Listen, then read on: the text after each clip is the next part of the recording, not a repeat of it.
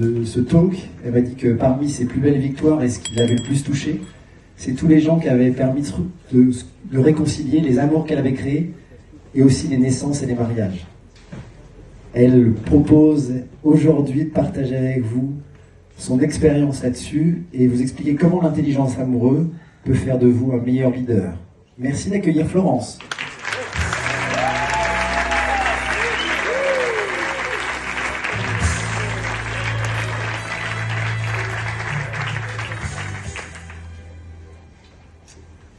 Alors, donc deux enfants par femme, il y a 20 ans, et puis là on est descendu à 1,62. Et puis en 1975, on avait 22% de foyers solo, et là maintenant on est déjà à 35, quasiment. Alors, qu'est-ce qui se passe? Qu'est-ce qui se passe pour qu'on s'aime tellement qu'on peut être bien seul? Qu'est-ce qui se passe pour que les blessures d'une histoire font que finalement on n'a plus envie de se faire mal en amour? Qu'est-ce qui se passe pour que certains d'entre nous se prennent autant le mur? Mais quelle est la croyance collective qui amène la France, mais aussi bien d'autres pays, à faire un petit pas de côté par rapport à l'amour? Quelles sont ces croyances? Alors j'ai commencé il y a 20 ans, donc il y en a 10 fondamentales, et aujourd'hui je vais vous parler de 2 croyances. C'était il y a 18 ans pour moi. Comment ça a commencé? C'était un dîner chez moi. J'étais à l'époque, je faisais du conseil en stratégie là, au Club Med, et il y avait un ami de mon mari qui avait 41 ans, il s'appelait Jean, et il est venu me voir à la fin du dîner en me disant que ça faisait 3 fois qu'il me voyait, qu'il voyait conseiller mes copines. Il avait su qu'à notre mariage, comme je dis, conseil en stratégie, ils avaient rajouté amoureuse avec soi-disant tous les gens qui avaient réussi leur union ou à qui j'avais présenté leur petit copain. Et il m'avait dit, voilà, je voudrais, Florence, ça fait 20 ans que je suis en thérapie. Ça m'a beaucoup aidé sur l'estime de moi-même, mais sur mon histoire d'amour, ça fait 20 ans que je galère. Ça fait 20 ans que je trouve pas l'amour. J'ai 41 ans, ça suffit. Et toi, je voudrais que tu m'aides, mais non pas une fois ou deux, juste autour d'un café comme avec tes copines. Je veux te payer pour avoir tes conseils amoureux et qu'on se voit tous les 15 jours. Et là, je le regarde. Je lui dis, never ever. Je ne vais pas me faire payer pour donner des conseils amoureux. Et puis, chaque jour passe et je pense à ce mec tous les jours. Pas parce que je suis amoureuse de lui, mais parce que j'ai le sentiment d'avoir compris son problème. Et son problème qui résonne avec mes copines aussi. On a 30 ans, elles sont belles, sympas, intelligentes et elles sont malheureuses. Alors finalement, un jour, au bout de 2 mois, ça me démange trop. Je prends mon téléphone, j'habite au fin fond de l'Ouest parisien, et je prends mon téléphone et on se voit à La Défense. Pendant 1 heure, il me donne 150 €, et là je me dis, waouh, avec tout ce que je lui ai dit, je pense que ça peut vraiment être utile. Et puis on se voit tous les 15 jours, pendant quelques mois, et puis il trouve la femme de sa vie, et puis il a une petite fille. Alors j'ai tout abandonné. Et puis j'ai décidé de créer un comité d'experts de renom pour essayer non pas de transmettre quelque chose de la psychologie, ni du développement personnel, mais ma petite voix à moi. J'avais l'impression d'avoir compris certaines choses dans l'amour que les autres ne voyaient pas. Et donc, je me suis lancée, et voilà, ça fait en effet 18 ans que je suis là-dedans. Et la croyance, alors, quelle est la première croyance que je vais vous partager? La croyance, c'est, en amour, il faut être compatible. C'est plein de bon sens. C'est vrai. En amour, il faut quand même avoir des centres d'intérêt communs, il faut avoir des valeurs communes, il faut avoir une vision commune. Pourquoi c'est un problème, cette croyance? Alors je vais vous raconter, je vais essayer de vous poser d'abord une question. Souvenez-vous, c'était quand la dernière fois que vous êtes tombé amoureux d'un homme, d'une femme? Est-ce que cette personne-là, elle correspondait à tous vos critères? Est-ce que, finalement, il n'y a pas eu un espace en vous qui s'est réveillé? Vous ne saviez même pas que ça existait. Mais c'est pour ça que vous êtes tombé amoureux. Ça n'a rien à voir avec sa taille, avec son intelligence, ou le fait qu'elle soit sportive ou curieuse ou belle. Et bien en fait, le choc amoureux, c'est très puissant. Et ça nous met en travail. Et la compatibilité, là-dedans, ben, elle n'a pas grand-chose à voir. On va approfondir.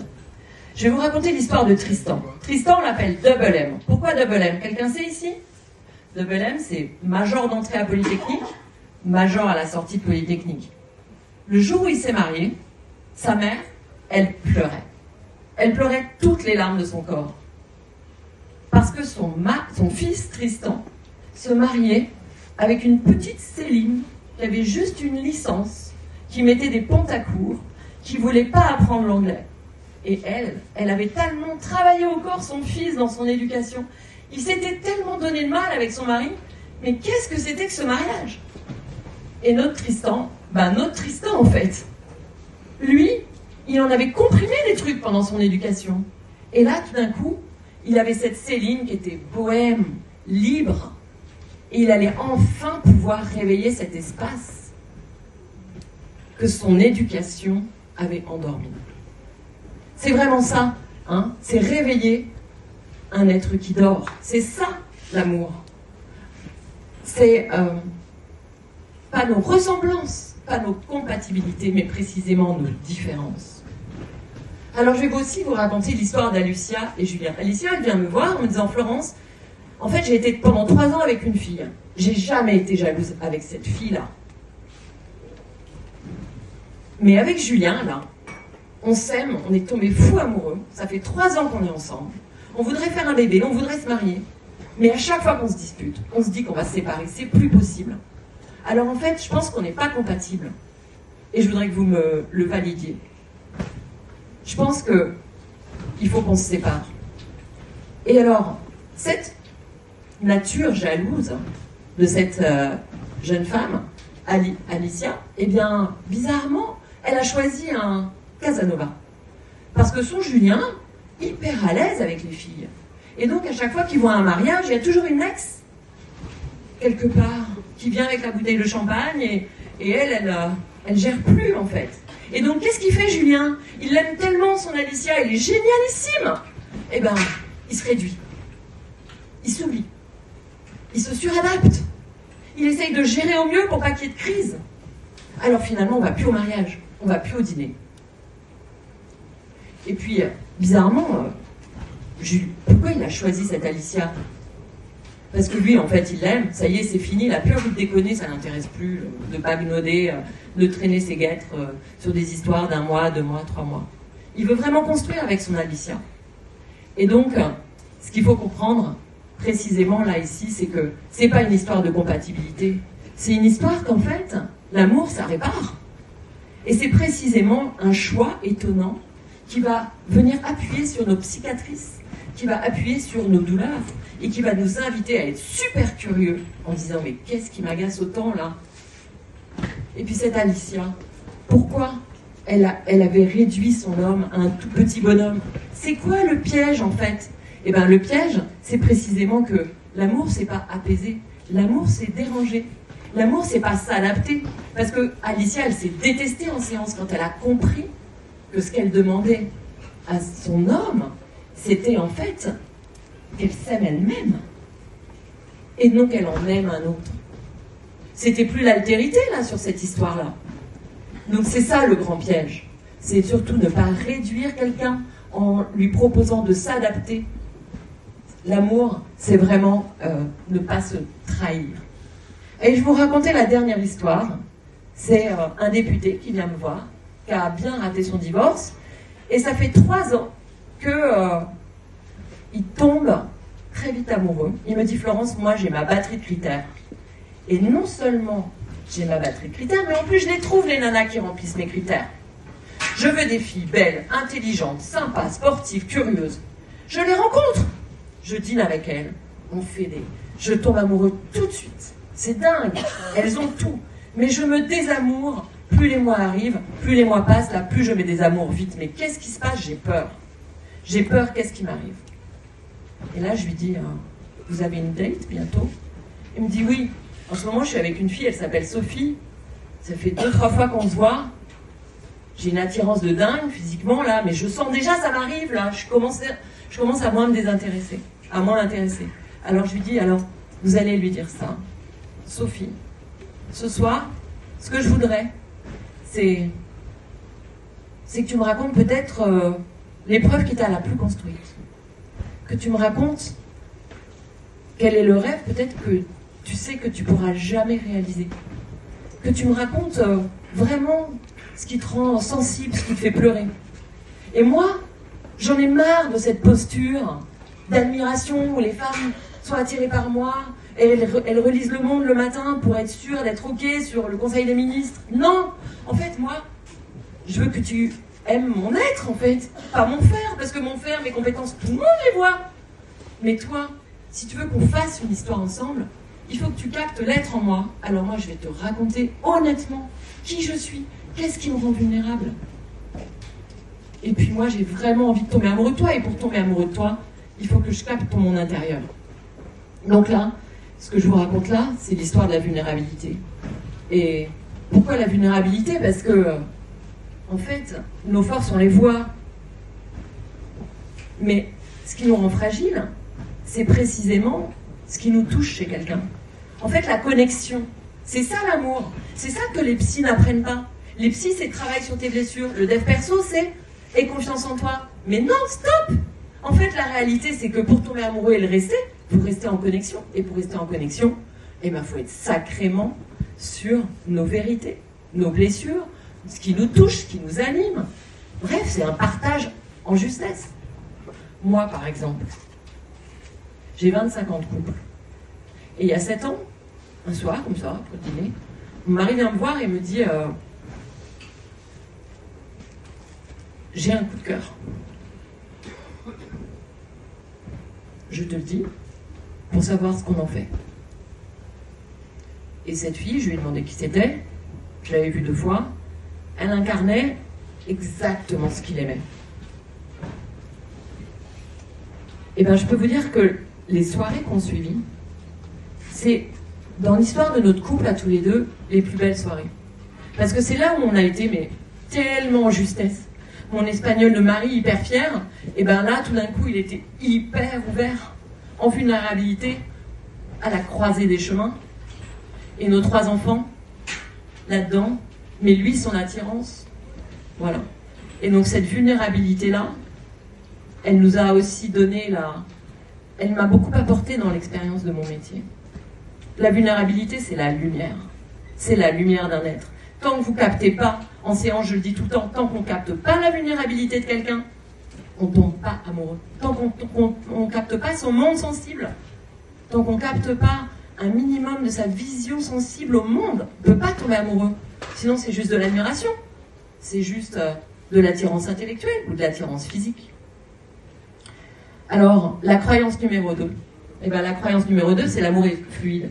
Parce que finalement, mon double M, là, Tristan, il est venu me voir 15 ans après, avec sa Céline, quand ils sont partis aux États-Unis. C'était l'enfer, parce que, évidemment, elle, c'était bohème, youpla, on vit, on profite, et puis lui, c'était structure, ancrage. Et donc, ils sont venus me voir au bord de la crise en me disant, qu'est-ce qu'on fait de tout ça? Ce qui était super intéressant, c'est que, là, en comprenant la mission de leur couple, en fait, leur couple, une fois qu'ils avaient compris la mission, lui, d'aller s'élargir, enfin, d'aller reprendre les couleurs bohèmes, sans pour autant oublier son côté structuré. Et puis elle, cette Céline, d'aller aussi mettre un peu d'ancrage là où elle en avait besoin. Et alors, à partir du moment où ils étaient au cinéma, et ils voyaient la mission de leur couple, ils se sont dit, mais c'est dingue, on est ensemble pour ça, en fait. Donc, dans nos disputes, on va les traverser, puis on va mieux échanger sur... on va être super curieux quand on se dispute pour comprendre finalement qu'est-ce que c'est en train de dérigidifier en moi. Voilà, donc il faut bien comprendre que la fluidité, ça se passe dans le choc amoureux. Au début, c'est magique, c'est fluide et c'est normal. C'est ça, c'est la cristallisation de l'amour. Mais ensuite, si on veut rentrer dans l'amour vrai, vous savez, l'amour avec un grand A, c'est au bout de 3 ans, comme dirait Bec BD. Là, on rentre dans le vrai. Et le vrai, c'est quoi? C'est 2 univers qui s'entrechoquent. C'est 2 plaques qui s'entrechoquent. Et c'est là où ça devient intéressant. Parce qu'en fait, on rentre en processus de transformation. Et c'est là où on comprend qu'en fait, il y a une part d'évolution dans l'histoire de l'amour. C'est l'évolution, l'amour. On se transforme, en fait. Et c'est ça le problème de notre société d'aujourd'hui. C'est qu'en fait, comme un cheval, on fait un refus d'obstacle. On dit, Me, myself and I, je suis bien. Toi, tu me transformes trop là, tu viens trop me... Donc ça va pas, et c'est pour ça aujourd'hui qu'il faut se réveiller pour comprendre cette mission d'amour. Alors, voilà, ces deux arbres, ils représentent ce que j'appelle le plus grand laboratoire de croissance individuelle, c'est l'amour.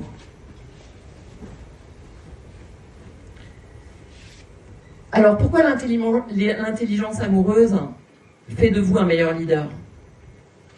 Ben parce que, finalement, qu'est-ce qui se passe dans une entreprise? Il y a quand même cette notion d'ego, cette notion de drive, et donc quand on comprend vraiment l'intelligence amoureuse, ben en fait on écoute, non pas pour convaincre, mais on écoute pour comprendre. Et puis cette notion de crise, et ben en fait on ose rentrer dedans, parce que quand il y a une crise, c'est là où on va oser se parler vrai, oser voir les choses, peut-être pivoter, bien comprendre. Et en fait c'est accepter la transformation, pas tous les jours, mais presque tous les jours. Et donc cette notion de transformation en amour est tellement importante pour qu'on puisse à nouveau ouvrir grand les bras à l'amour. Et ben c'est ce que j'avais envie de dire, voilà, sur le parallèle, c'est que l'intelligence amoureuse, elle nous aide à vivre la confrontation pour accepter la transformation. Merci beaucoup, Florence.